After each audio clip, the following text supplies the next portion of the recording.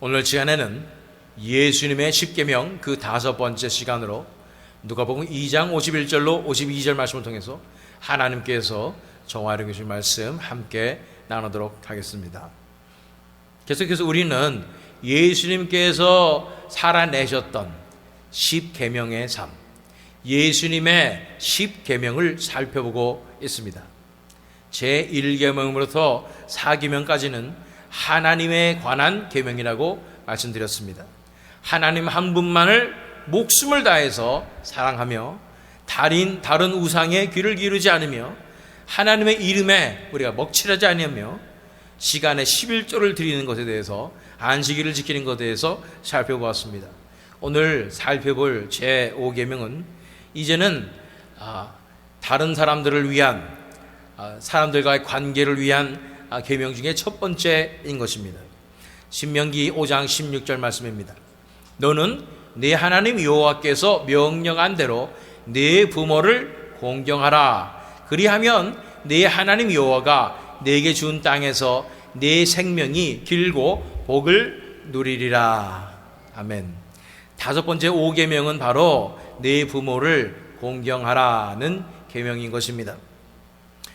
우리 현대 사회를 살아가는 우리에 있어서 이 네 부모를 공경하라는 계명은 좀 시대에 뒤떨어지는 것 같고 그렇게까지 중요했던가라는 생각이 드는 것입니다.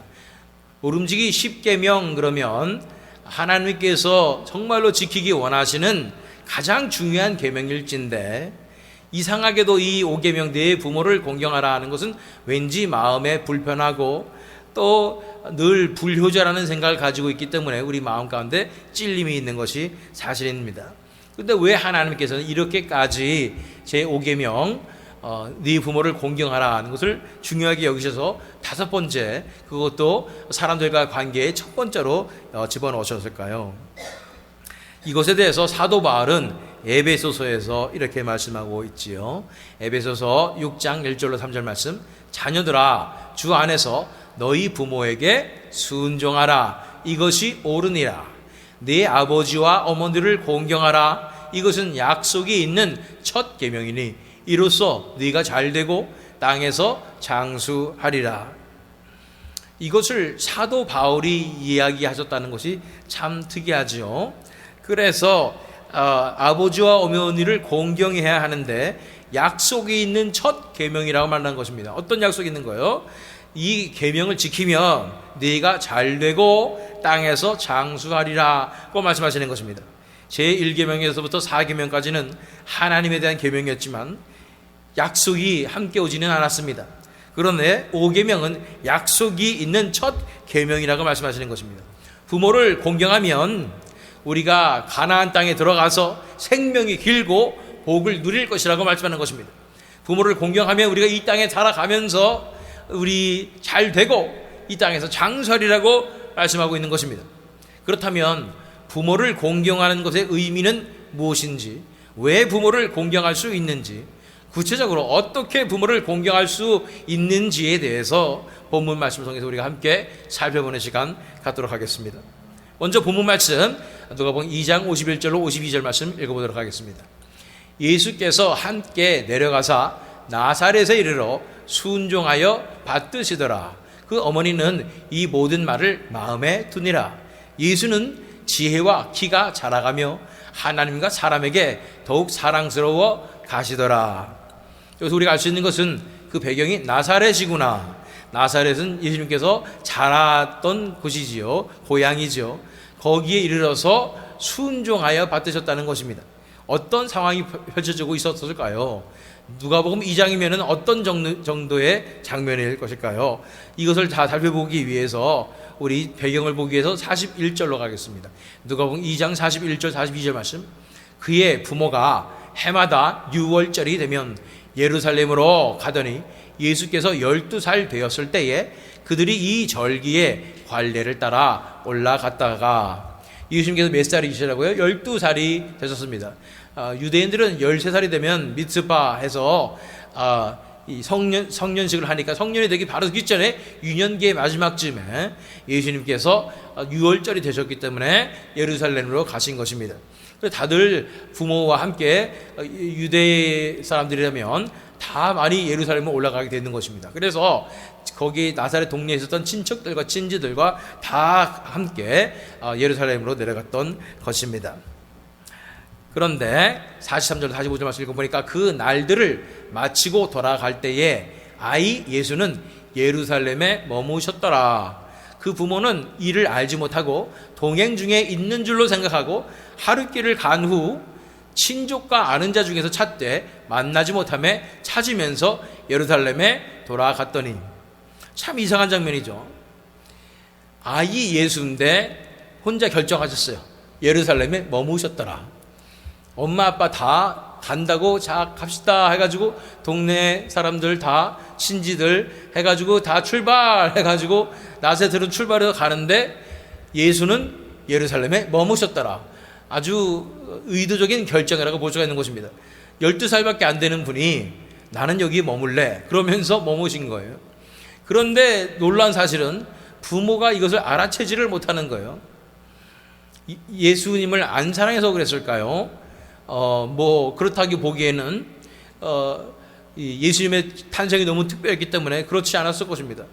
단지 일행이 너무 많았기 때문에 다들 이제 친척들하고 재밌게 얘기하면서 가느라고 12살 된 그 동생들도 있을 거 아니에요. 12살 된 이 예수님은 챙기질 못했던 것 뿐이에요. 그런데 얼마 동안 이것도 또 하나님께서 예수님에게 충분한 시간을 주시기 위해서 눈과 귀를 가려줬다고 볼 수가 있는 것입니다. 그래서 알아채지를 못했어요. 얼마 동안 하룻길을 간 후 하룻길 동안 열심히 갔는데 이제 저녁 때 가가지고 인원 점검을 하고 밥 먹으려고 예수야 밥 먹어라 했는데 예수님께서 안 계시는 거예요. 어디 갔지?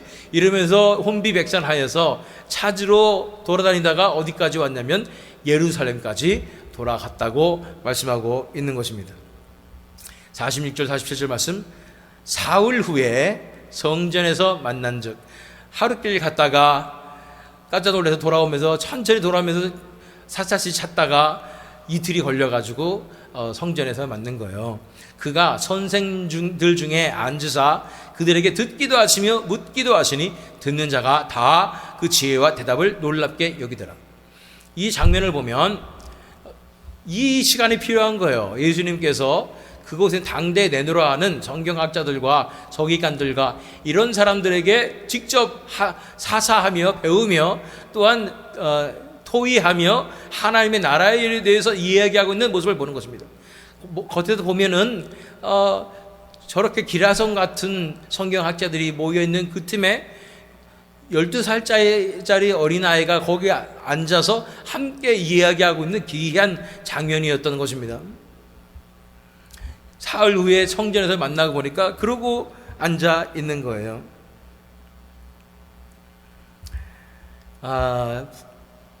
부모와 친척들을 먼저 보내시고 예수님께서는 성전에서 선생님들로부터 성경에 대해서 배우기도 하고 듣기도 하고 계셨던 것입니다. 그러나 어린아이와 같지 않은 남다른 지혜와 대답 때문에 그곳에 있는 성경학자들이 다 놀라게 된 것입니다. 여기서 우리가 알 수 있는 것은 예수님에게 이미 이러한 신적인 지혜와 능력이 그 역사가 일어나고 있었다는 것을 알 수가 있는 것입니다. 몸은 어린아이의 몸이지만 그 속에 성자 하나님의 영광과 권능이 함께 하셨던 것입니다. 그래서 그 뒤에 48절 49절 말씀을 보면 그의 부모가 보고 놀라며 그의 어머니는 이르되 아이야 어찌하여 우리에게 이렇게 하였느냐 보라 네 아버지와 내가 근심하여 너를 찾았노라. 예수께서 이르시되 어찌하여 나를 찾으셨나이까 내가 내 아버지 집에 있어야 될 줄을 알지 못하셨나이까 하시니, 그래서 어머니가 마리아죠.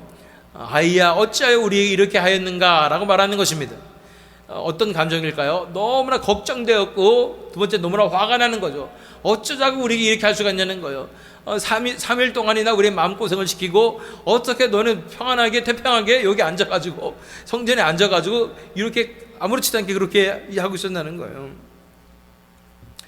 이 예수님의 부모는 인간적인 걱정과 분노로 예수님을 대하고 있었지만 예수님은 자신의 정체성을 이미 알아채시고 내가 내 아버지 집에 있어야 한다고 설명해 주시는 것입니다. 이렇게 예수님께서는 이미 자신이 성자 하나님으로서의 정체성을 갖고 계셨고 자신에게 나타나는 당신에게 나타나는 신적인 능력과 지혜를 실감하고 계셨지만 어린 아이로서의 삶을 충실하게 살고 계셨던 것입니다. 그래서 본문 말씀이 이제 이어지는 거예요. 예수께서 함께 내려가사 나사렛에 이르러 순종하여 받드시더라. 그 어머니는 이 모든 말을 마음에 두니라. 예수는 지혜와 키가 자라가며 하나님과 사람에게 더욱 사랑스러워 가시더라. 그래서 나사렛에 돌아가서 부모에게 순종하여 받드셨습니다. 분명 자신의 정체성을 깨닫고 능력까지 나타나는 것을 보았지만 어린 아이로서 그 위에 권세를 두신 부모에게 순종하며 받드는 삶을 살아가신 것입니다. 그런 예수님에 대해서 지혜와 키가 자라가며 하나님과 사람에게 더욱 사랑스러워 가시더라고 표현하는 것입니다. 예수님의 생애는요, 태어나면서부터 인간이 원래 어떻게 살았어야 하는가의 표본인 삶을 사셨습니다. 그래서 처음부터 말구 위에 태어났을 때부터 아주 데이 원부터 아주 갓난아이부터 인간의 인생을 사시는데 인간이었으면 어떻게 살았어야 하는가를 드러내시면서 나타내시면서 사셨다는 것입니다. 온전한 삶, 완벽한 삶을 살아내신 것입니다. 유아 시절부터 영아 시절까지 그 나이 또래의 아이들이 원래 그렇게 살아야 하는 그 삶을 개척해 나가시면서 인간이라면 이렇게 살아야 된다는 것을 아무도 그렇게 한 적이 없기 때문에 그 어린아이의 몸으로서 개척해 나가시면서 온전한 삶을 살아내셨고 소년기에도 이렇게 기록된 것처럼 하나님과 사람에게 더욱 사랑스러워져 가는 온전한 삶을 살아내신 것입니다. 그렇게 예수님께서는 하늘에서 내려온 사람으로서 하나님의 사람으로서 하나님의 뜻과 의를 이루는 삶을 살게 되는 자연스러운 모습이 드러나게 된 것이 바로 부모에게 순종하고 받드시는 모습이었다는 것입니다. 이런 상황을 보았을 때 왜 예수님은 부모님께 순종하는 삶을 사셨으며 그것이 어떠한 의미를 지니고 있겠습니까? 제가 부모님께 순종하는 삶이라고 얘기하니까 많은 분들이 마음 가운데 듣고 싶지 않은 마음이 생기시는 것 같아요. 다들 저 같은 마음이실 것 같아요. 하도 두려워했으니까 부모님께 순종하고 부모 생각하면 답답하고 아이고 내가 어떻게 이분들에게 순종할 수 있을까 이런 생각을 하시는지도 모르겠어요. 그런데 10계명이 무려 5계명입니다. 부모를 공경하라는 말씀인 거예요. 예수님께서 부모에게 순종하며 공경하는 삶을 사셨지 않습니까? 왜 우리는 이런 마음이 있는 걸까요? 왜 이렇게 거부감이 드는 것일까요? 요즘 현대는 포스트 모더니즘의 시대로 절대적인 진리가 없이 사람들이 자기의 뜻대로 내가 믿는 것이 진리다 생각하면서 내 주관대로 살아가는 것이 미덕처럼 여겨지는 사회인 것입니다. 그래서 탈권위와 탈권위주의를 중요한 요소로서 생각하는 것입니다. 많은 분들이 권위 그러면 알레르기 반응을 보입니다. 우리가 타파해야 할 것이 이런 권위주의의 사회 모습이라고 생각하는 분들이 너무도 많은 것입니다. 그런데 하나님께서 원하시는 모습은 그래서 그 뜻대로 예수님께서 사셨던 온전한 삶에 의하면 부모에게 순종하며 받들어 드리는 것이었던 것입니다. 왜 부모에게 순종하며 공경하며 살아가야 합니까? 왜냐하면 그것이 하나님께서 원하시는 삶이기 때문입니다. 하나님이 원하시는데 우리가 따질 필요는 없지요. 하나님께서 말씀으로 천지를 창조하실 때부터 염두에 둔 질서라는 것이 있습니다. 창조의 질서대로 지켜지는 것이 하나님께서 가장 기뻐하시는 삶인 것입니다. 이 창조의 질서대로 우리가 살아가는 삶이 하나님께서 우리에게 가장 기뻐하시는 삶이라는 거예요. 온 천하 만물이 피조물들이 다 창조의 질서대로 살아가게 될 때 하나님께서 보기 좋으셨더라고 말씀하시는 것입니다. 이 창조의 질서가 무엇일까요? 예를 들어 남녀에 대한 질서가 있어서 남편이 머리가 되고 남편은 아내를 사랑하고 아내는 남편에게 순종하고, 이런 것들이 하나님께서 세우신 창조의 질서라는 거예요. 이 질서는 하나님께서 온 우주를 창조하시고 다스리시고 경영해 나가시는데 가장 중요한 요소이고, 이 질서에 따라서 온 우주 만물이 각기 맡은 역할대로 살아가고 있는 것입니다. 그렇기에 하나님의 역사를 가로막고 싶은 사탄이 가장 심혈을 기울여서 무너뜨리려고 하는 것이 바로 성경에 나타난 하나님의 질서를 무너뜨리려고 하는 것입니다. 동성애의 문제로 성경적인 부부의 관념을 다 무너뜨리려고 하고, 특별히 어린 자녀들이 부모들이 자신들을 이해하지 못한다고 느끼게끔 교육하고, 미디어로 세뇌하고, 또 학교에서도 그렇게 배우고, 어떻게 해서 부모를 존경하는 마음이 아니라 부모는 꼰대 이런 생각을 하게 만들어서 부모에게 순종하지 못하게 해서 하나님 나라의 질서를 무너뜨리려고 하는 것이 사탄의 전략이라는 것입니다. 그래서 전에는요, 이 미국 사회도 그렇지 않았다는 것을 저는 들었어요. 미국 사회도 부모를 공경하며, 특별히 아버지는 아들에게 교육을 시키고 어머니는 딸에게 교육을 시키고, 그렇게 사이좋게 그렇게 교육돼서 아버지는 남자라면 이렇게 살아야 돼 하면서 밭에 나가서 어떻게 일을 하게 되는지, 어떻게 사냥을 해오는지, 어떻게 이 가정을 꾸려가는 것인지에 대해서 다 가르쳐주는 거예요. 인생을 가르쳐주는 것이죠. 그리고 어머니도 딸들에게 어떻게 바느질을 하는지, 어떻게 집안 청소를 하는지, 요리는 어떻게 하는지, 이런 것을 다 가르쳐주면서 그렇게 티네이저 시절이 다 어프렌티스 같이 배운, 그렇게 살아갔던 것이 미국 땅이었던 거예요. 옛날에 우리 그런 거 보셨잖아요. 초원의 집 이런 거 보시면 다 그렇게 살잖아요. 그게 정상이었던 거예요. 그래서 어느새부터 미국의 교육 시스템이 점점 부모들은 꼰대 이런 방향으로 나가서 반항심만 키우고, 그래서 죄다 청소년들이 다 반항하게 되고 사춘기가 되면 다 부모를 거역하게 되고 떠나게 되는 이 현실이 나오는 것은 바로 사탄의 이 작전이라는 사실을 우리는 알아야 하는 것입니다. 그래서 하나님께서 세우신 창조의 질서 가운데로 돌아가는 것이 정말로 중요하다. 그래야 이 사회가 바로 선다라는 것을 알아야 합니다. 그래서 우리가 결코 무시해서는 안 되는 요소가 바로 이 권위라는 요소인 것입니다. 권위주의 그러면 나쁜 거지만, 권위는, 성경적인 권위는 반드시 필요한 것입니다. 하나님께서는 인간들 사이에서도 권위의 관계로 질서를 세우시는 것입니다. 가정에서도 부모의 권위를 세우십니다. 부부 관계에서도 남편의 권위를 세우시고요, 교회에서도 장로들의 권위를 세우시고, 또 성경에는 사도 바울이 그때 당시에는 종들 이런 게 있었으니까 주인과 종의 관계에 있어서도 권위를 세우시고, 또 왕과 신하의 관계에 있어서 권위를 세우시고, 그래서 우리는 위정자들을 위해서 기도해야 된다 이렇게 말씀하시는데, 다스리는 자들에게도 권위를 세우시는 것입니다. 이러한 탈권위 시대에, 그래서 하나님의 창조 질서를 무너뜨리는 이 시대에 우리는 성경적이고 하나님의 창조의 질서에 속한 권위를 인정하고 순종하는 마음으로 지켜드리는 것이 너무나도 중요하게 되는 것입니다.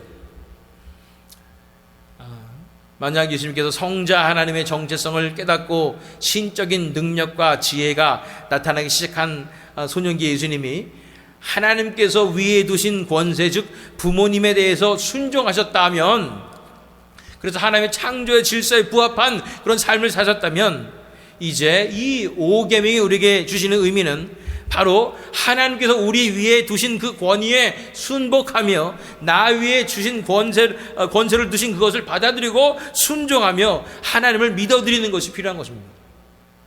직장생활에서 상사가 있는데 이 사람만 없으면 내가 살겠는 거예요. 도저히 하나님께서 내 위에 이 사람을 두셨다는 게 상상도 안 가고 이해가 안 가는 거예요. 그런데 꼭 내 위에는 이런 이상한 성격을 가진 성격 파탄자 같은 사이코패스 같은 그런 직장 상사가 있어서 나를 괴롭게 만드는 거예요. 그럼에도 불구하고 내가 이 사람에게 순복해야 된다고요? 순종해야 된다고요? 존중해야 된다고요? 하나님께서는 우리 한 사람 한 사람의 삶 가운데 적극적으로 개입하셔서 인도하시지 않는다면 두 번째는 허락하십니다. 이 상황을 허락하시는 분은 하나님이시라는 거예요. 왜 그 사람을 내 위에 두셨을까? 이 사람만 아니면 내가 인생이 날아다닐 것 같은데 왜 이 사람을 내 위에 두셔가지고 나를 요모양 요꼴로 힘들게 하시는 것일까? 그래야 우리가 우리 자신이 어떤 사람인지를 알 수가 있기 때문입니다. 이렇게 나를 괴롭게 하지 않으면 내가 편안해서는 내가 누군지가 드러나지가 않아요. 평상시에 얼마나 우리가 점잖게 잘 살고 있는지 몰라요. 그리고 항상 여유 있게 살 수도 있고요. 그런데 내 현실 가운데 엄청난 어려움이, 인간관계의 어려움이 닥쳐오고 현실의 어려움이 닥칠 때야 내가 어떤 삶을 살고 있었던 사람인지, 내가 누구인지, 내 신앙이 어디 있는지가 그냥 드러나는 겁니다. 그때에 우리는 알게 돼요. 내가 요 모양 요 꼴밖에 안 되는구나. 이거 하나 못 잡아서 나는 이렇게 부글부글 끓으며 이 독이 뿜뿜 뿜어져 나오며 그렇게 살아가고 있구나라는 것을 깨닫게 되는 것입니다. 그거 가지고 어떻게 천국 가겠습니까? 그거 다 하나님께서 고쳐주시느라고, 다뤄주시느라고 우리 위에는 꼭 그런 사람들이 있는 것입니다. 내가 어렸을 때 부모님을 잘못 만나가지고 내가 이렇게 됐는데, 다른 부모님 보면 그렇게 자애스럽고 그렇게 좋으신 부모님 많은데 나는 꼭 이런 부모님 만나가지고 나는 이렇게 일생이 망가졌고 괴로웠다 이렇게 생각하시지만, 그렇게 내 위에 그 부모님을 두신 분도 하나님이라는 사실을 인정해야 됩니다. 그것을 통해서 하나님께서 우리를 구원으로 인도하시는 거예요. 부모 잘 만나서 잘 먹고 잘 사는 것이 인생이 정말로 좋은 삶일까요? 아니죠. 지옥 직행의 삶입니다. 그런 삶은. 우리가 정말로 우리 자신이 어떤 타락한 존재인지를 깨달으려면 잘 먹고 잘 살아서는 절대로 안 됩니다. 이렇게 괴로운 상황 가운데서 상처도 있고 트라우마도 있고 이런 상황 가운데서 갈급한 심령으로 하나님을 찾아서 하나님을 만나게 되는 것, 그것이 좋은 것입니다. 그래서 하나님을 믿어드려야 됩니다. 하나님의 그리고 주신 권위에 순종하며, 그리고 하나님 앞에 순종하는 마음으로, 예수님께 순종하는 마음으로 그들에게 순종해야 된다는 거예요. 그런데 부모님의 예를 들을 때 부모가 정말 이상한 분이시라면 그래도 순종해야 하는가라는 질문을 갖게 됩니다. 특별히 불신자인데 교회 가지 말라고 그러는데 그래도 내가 순종해야 하는가, 이런 질문을 하실 수도 있을 것입니다. 이에 대해서 제가 제일 좋아하는 마틴 로이드 존스 목사님은 저서 가족이라는 책에서 성경적인 원리를 제시하고 있습니다. 자녀들아, 부모가 기독교인이든 불신자든 또 그들이 어떤 성품을 지녔든지 상관하지 말고 순종하라고 말씀하는 것입니다. 부모 공경은 자연의 이치이자 성경의 명령인데, 불행히도 이 계명을 지키지 못하는 탓에 많은 젊은 기독교들이 실족하고 있다는 거예요. 죄악에 빠진다는 거예요. 다른 계명들보다 이 계명 때문에 그릇된 길로 치우치는 일이 허다하다고 말씀하고 있는 것입니다. 그럼에도 불구하고 한 가지의 예외를 말하고 있는데, 그것은 육신의 부모가 우리의 진정한 부모이신 하늘의 하나님에 대한 순종을 방해한다면 육신의 부모의 말을 따르지 않아도 된다고 말하고 있습니다. 물론 이러한 경우에도 최대한으로 지혜롭게 하나님의 뜻에 순종하기 위해서 마음이 아프지만 어쩔 수 없이 부모의 말을 거역할 수밖에 없다는 인상을 심어줘야지. 에이, 엄마는 아무것도 몰라요. 마귀 같아 그냥 이러면서 부모님한테 그러면 안 된다는 거예요. 어쩔 수 없이 부모의 말을 거역할 수밖에 없는 이 가슴 아픈 심정을 얘기하며, 그래야 그 부모님도, 안 믿는 부모님도 구원받을 거 아니에요. 나밖에 없는데, 주위에 믿는 사람이 나밖에 없는데 나는 그냥 불신자라고 부모님 틱틱거리고 무시하고 싸우고 마귀라고 그러고 이러면 어떻게 우리 부모님이 예수 믿겠습니까? 그러나 이 모든 과정 가운데 우리가 기억해야 할 것이 있습니다. 우리의 최우선순위는 우리 안에 살아계시는 예수님께, 그리고 성령님께 순종해야 하는 것입니다. 사실 예수님께서 부모에게 순종하셨던 삶은 계명을 지키기 위해서 사셨던 삶이라기보다는 하나님 아버지께 순종하셔서 성령님의 이끄심에 따라 살다 보니 자연스럽게 나온 열매인 것입니다. 우리가 순종해야 하는 가장 주된 권위는 바로 우리 안에 계신 예수님이신 줄 믿습니다. 우리 안에 계신 성령님이신 줄 믿습니다.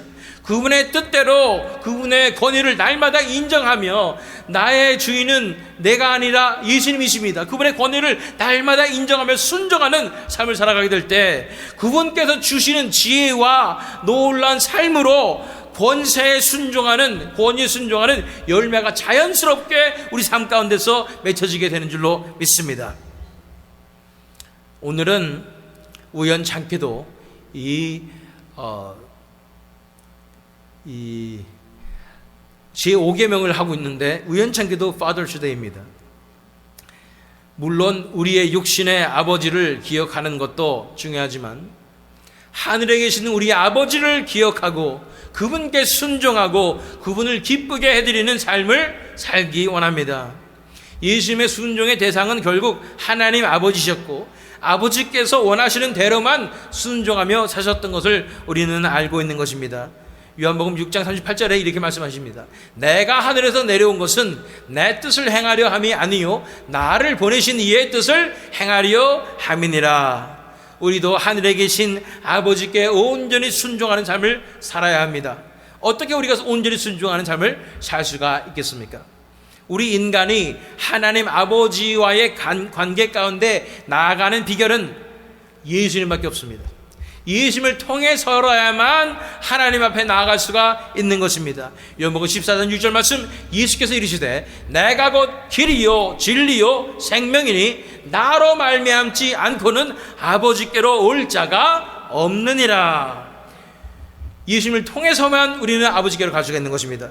예수님께서 십자가에서 자신을 내어드리심으로 우리가 아버지께로 나아갈 수 있는 길이 열렸습니다. 이제 내가 죽고 내 안에 그리스도께서 사시는 삶으로 나아가게 될 때 이렇게 온전히 순종하신 예수님의 삶의 능력이 우리 삶 가운데 이루어지게 될 때 우리가 예수님께 순종하며 성령님께서 이끄시는 대로 살아갈 때 아버지 하나님의 뜻을 이루어드리며 그분을 기쁘시게 해드리는 인생을 살아갈 수 있을 줄 믿습니다.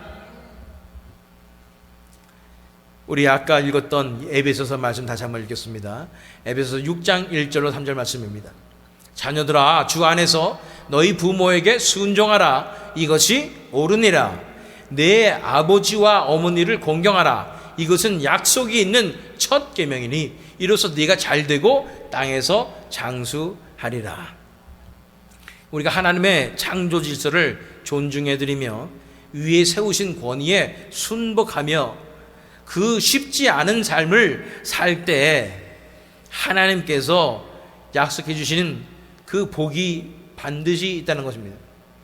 다른 계명은 이 약속과 오지 않았는데 이상하게 이 5계명에만 약속을 주셨어요. 하나님이 약속을 주셨으면 이거 하나님께서 지키실까요? 안 지킬까요? 하나님께서 반드시 지켜주실 줄 믿습니다. 여기 보니까 네가 잘되고 땅에서 장수하리라. 오래 살고 싶으신 분들 계시지요? 우리 원로 목사님이 인수 목사님도 오래 살고 싶으셔가지고 제가 은퇴할 때 축사하시겠노라고 이렇게 말씀하셨는데 오래 살려면 부모 공경하라 말씀하시는 것입니다. 위에 주신 그 질서에 순복하라. 하나님의 창조 질서를 존중하고 그것에 순복하며 살 때 장수한다 말씀하시는 것입니다. 네가 잘되고 땅에서 장수하리라. 우리는 당연히 하나님께서 세우신 창조의 질서에 순복하고 살아야 할 의무를 가진 하나님의 백성들입니다. 그럼에도 불구하고 우리가 이 부모를 공경하라는 다소 쉽지 않은 이 계명을 예수님의 능력을 힘입어 지키며 살아가게 될 때에 예수님의 마음으로 그렇게 살아가게 될 때에 이 부모들뿐 아니라 위에 세우신 권위에 순복하며 살아가는 그 삶을 살게 될 때에 하나님께서 우리를 기뻐하시며 이러한 약속하신 놀라운 은혜와 복을 우리에게 베풀어 주신다고 말씀해 주신 줄 믿습니다. 이런 삶으로 우리의 참 아버지 되신, 오늘 이 파더스 데이에 참 아버지 되신 하늘에 계신 하나님께 영광을 돌려드리시고 진정한 순종을 해내시는 저와 여러분 되시기를, 또 이 새믿음 장로교회 되기를 예수 그리스도의 이름으로 축원합니다.